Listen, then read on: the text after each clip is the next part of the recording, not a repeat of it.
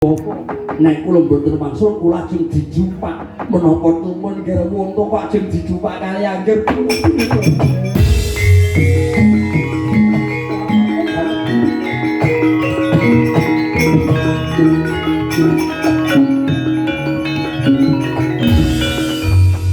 ngaten pamandarya boten ora sumelang.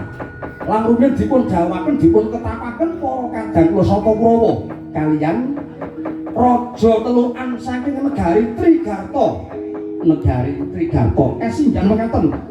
Menika telasipun Prabu Susarma rikala jaman lampah Wirata Parwa. Lajeng negari pundi wau nggih kok kula mboten mangertos. Negari Trigarta. Oh, negari Trigarta.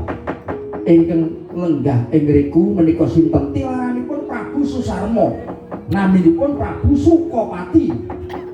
Prabu Sukopati. Sukopati nggadahi pepatih naminipun Patih Sukadenta.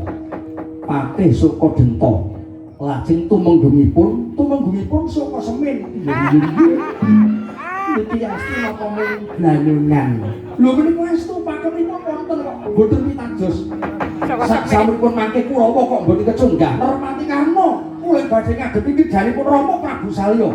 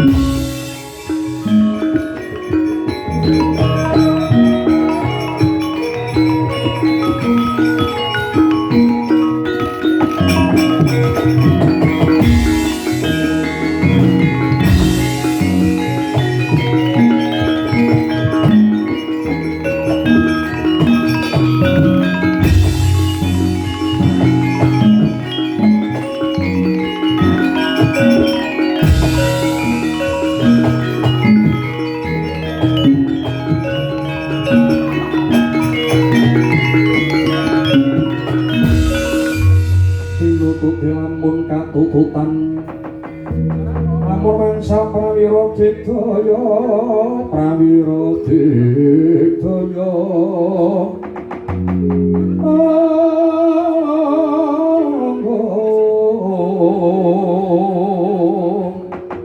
kumrekut magute nyayuta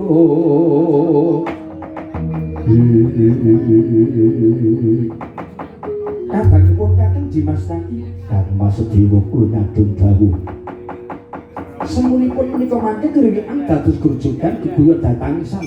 Lha kados pundi Kang Mas Dewa? Kula kok radi cudra rasih manah kula persajan bae. Yo gatu kabeh kemono mburi gatu kaca Raja Antasena. Kriwikan dadi grujugan sebab Rama Prabu Salya. Yawa Prabu Mandropati negara. Mandara kok iki mengko bakal ana peperangan gedhe sebab Paman Patih harus semuni arep ngaturi rawuhe Prabu Salya. Mula kang niku tak jauhke yo gaku kabeh putra-putra Pandhawa kalebu kadangku Dimas Tati. Tata-tata siaga ngaido ngadepi krijane utawa kamurkane Kurawa. Yen umpama mengko baline Paman Patih semuni ora nrimake tumuli paring dawuh lawan para kadang Kurawa boten menawa sumelang ulit sagah minangka bebaganipun Kang Mas Dewa. Ampun malih remuk najan lekur tanpa dadi pecah wonten ing ranang Gunanyawa kula badhe